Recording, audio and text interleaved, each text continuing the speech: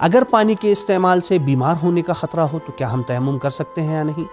تیمم کا صحیح طریقہ کیا ہے؟ کیا پتھر پر بھی تیمم کرنا صحیح ہے؟ آئیے دیکھتے ہیں اس ویڈیو میں۔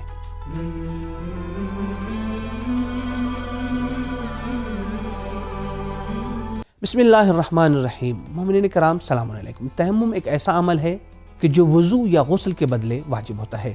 خداوند متعال نے سورہ نساء کی آیت نمبر 43 میں تیمم کا تذکرہ کرتے ہوئے کچھ کنڈیشن اور کچھ شرطوں کو ذکر کرنے کے بعد یہ ارشاد فرمایا فَتَيَمَّمُوا صَعِيدًا، لیکن وہ شرائط اور وہ کنڈیشن کون سی ہیں کہ جہاں پر تیمم کرنا واجب ہو جاتا ہے؟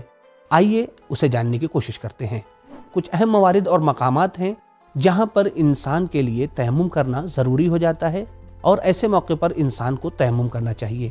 سب سے پہلی صورت یہ ہے کہ جب انسان کے پاس پانی موجود نہ ہو یا پانی کا حاصل کرنا ممکن نہ ہو۔ دوسری صورت یہ ہے کہ پانی کا استعمال انسان کی جان کے لیے خطرہ ہو یا انسان کو بیمار پڑ جانے کا خطرہ ہو، یا انسان بیمار ہے اگر پانی استعمال کرے گا تو اس کی بیماری اور بڑھ جائے گی۔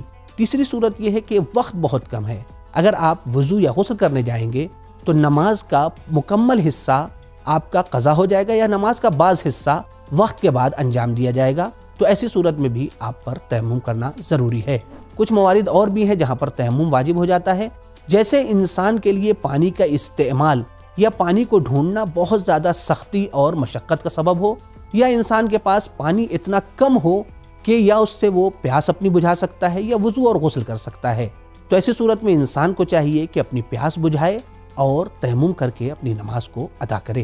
یہاں پر ایک پوائنٹ کی طرف توجہ دینا بہت ہی زیادہ ضروری ہے، اور وہ یہ ہے کہ اگر کسی شخص کے اوپر غسل واجب ہو جا رہا ہے اور وہ کسی وجہ سے مثلا پانی نہیں ہے یا وقت کم ہے، تو ایسی صورت میں اس کی ذمہ داری وضو کرنا نہیں ہے بلکہ اس کی ذمہ داری تیمم کرنا ہے۔ اب آئیے دیکھتے ہیں کہ تیمم کا صحیح طریقہ کیا ہے۔ تیمم میں سب سے پہلے نیت کرنا ضروری ہے، اور جیسا کہ آپ جانتے ہیں کہ نیت کا زبان سے ادا کرنا ضروری نہیں ہے بلکہ صرف ارادہ کافی ہے۔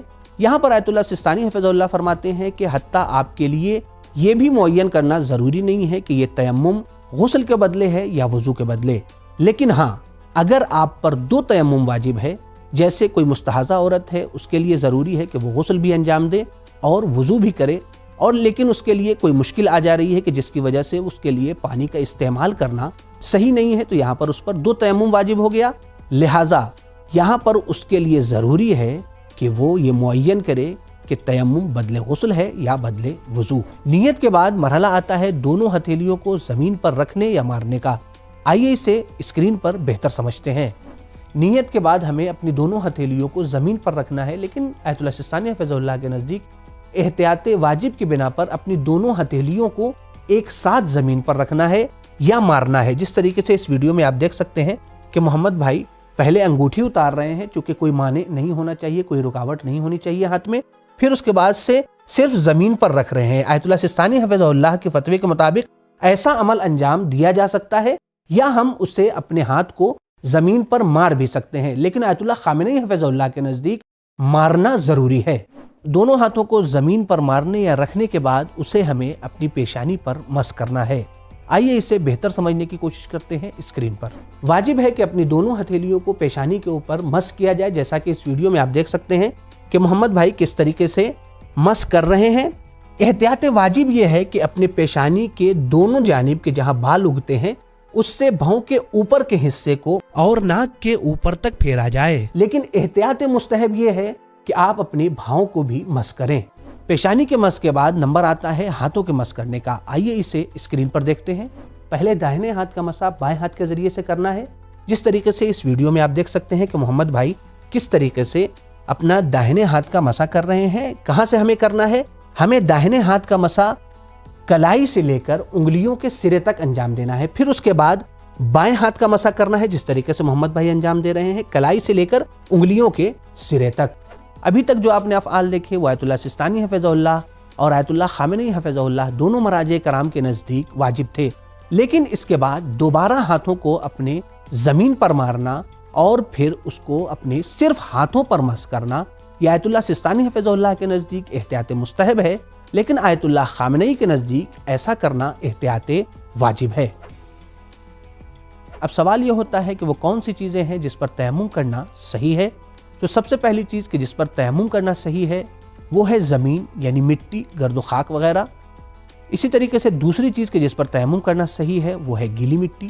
تیسری چیز وہ چیز کہ جس کے اوپر ہلکی سی گرد و خاک پڑی ہوئی ہو اور خاک بہت واضح نہ ہو۔ یہاں پر دو اہم پوائنٹ ہیں جس کی طرف توجہ کرنا ضروری ہے۔ پہلا پوائنٹ یہ ہے کہ آیت اللہ سستانی حفظہ اللہ کے نزدیک جب تک انسان کے لیے مٹی پر تیمم کرنا ممکن ہو اسے کسی دوسری چیز پر تیمم نہیں کرنا چاہیے۔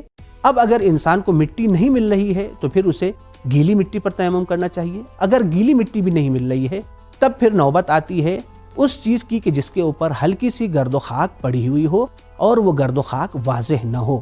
آئیے دوسرے پوائنٹ کو سمجھتے ہیں اسکرین پر۔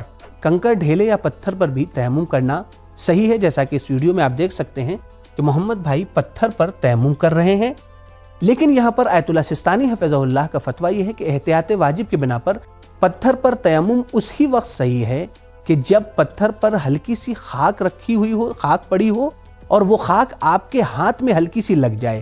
لیکن اگر پتھر بالکل چکنا اور صاف ہے تو ایسی صورت میں ایسے پتھر پر تیمم کرنا صحیح نہیں ہے۔ اب آئیے دیکھتے ہیں کہ تیمم کے دوران وہ کون سی غلطیاں ہیں کہ جو ہمارے تیمم کو باطل کر دیتی ہیں۔ تیمم میں ترتیب ضروری ہے، لہٰذا پہلے ہمیں زمین پر ہاتھ مارنا ہے، پھر اس کے بعد اپنے پیشانی کا مسح کرنا ہے، پھر اس کے بعد داہنے ہاتھ کا مسح اور پھر بائیں ہاتھ کا مسح کرنا ہے۔ اس ترتیب کی اگر ہم نے پابندی نہیں کی تو ہمارا تیمم باطل ہو جائے گا۔ تیمم میں مس اوپر سے نیچے کی طرف کرنا ہے، لہٰذا اگر کوئی شخص اوپر سے نیچے کی طرف تیمم نہیں کر رہا ہے تو احتیاط واجب کی بنا پر اس کا تیمم باطل ہے۔ پیشانی اور ہاتھ کے مس کے وقت ہمیں یہ خاص خیال رکھنا ہے کہ ہماری پیشانی یا ہاتھ زیادہ ہلے نہیں، جیسا کہ اس ویڈیو میں دیکھیں آپ کہ محمد بھائی جب زمین پر ہاتھ مار رہے ہیں، ہاتھ مارنے کے بعد ان کی پیشانی کو ہلنا نہیں چاہیے۔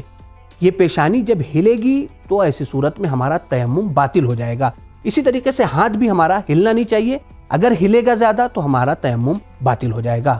اگر کوئی شخص وضو یا غسل کر سکتا ہے لیکن شرم کی وجہ سے یا کسی اور وجہ سے وہ وضو اور غسل نہ کرے بلکہ تیمم کرے تو ایسی صورت میں اس کا تیمم باطل ہے۔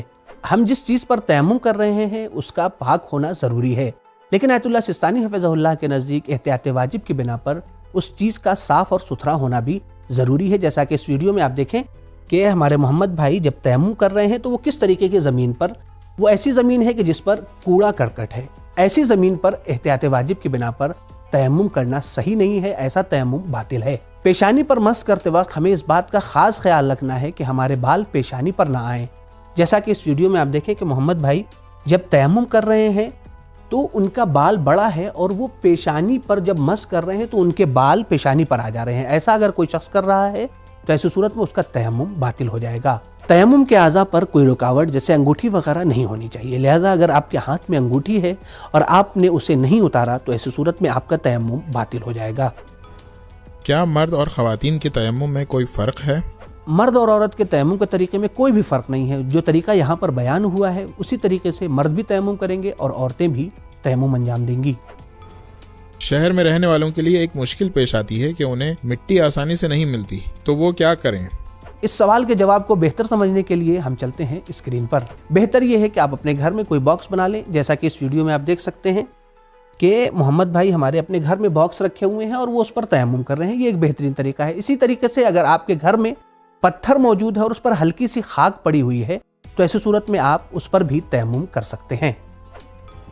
اگر ہمارے بدن میں یا کپڑے میں اصل نجاست جیسے منی کے ذرات لگے ہیں تو تیمم کے بعد کپڑا بدلنا ضروری ہے یا نہیں؟ اگر آپ کے پاس اتنا وقت موجود ہے کہ آپ اپنے بدن کی نجاست کو پاک کر سکتے ہیں یا کپڑے کو بدل سکتے ہیں تو آپ کی ذمہ داری یہ ہے کہ آپ کپڑا بدلیں گے اور اس کے بعد سے اپنے بدن کی نجاست کو دور کریں گے، پھر تیمم کریں گے اور اپنی نماز کو ادا کریں گے۔ لیکن وقت اتنا کم ہے کہ نہ ہی آپ اپنے کپڑے کو بدل سکتے ہیں اور نہ ہی بدن کی نجاست کو صاف کر سکتے ہیں اور پاک کر سکتے ہیں، تو ایسی صورت میں آپ اسی نجاست کے ساتھ تیمم کریں گے اور نماز پڑھیں گے۔ آپ کی نماز صحیح ہے، قضا کرنا بھی ضروری نہیں ہے۔ امید کرتے ہیں کہ یہ ویڈیو آپ کے لیے مفید ثابت رہی ہوگی، آپ کو پسند آئی ہوگی، لہٰذا اسے دیگر مومنین کے ساتھ ضرور شیئر کریں۔ انشاءاللہ ایک نئے موضوع کے ساتھ پھر سے اگلی ویڈیو میں حاضر ہوں گے۔ خدا حافظ، فی امان اللہ۔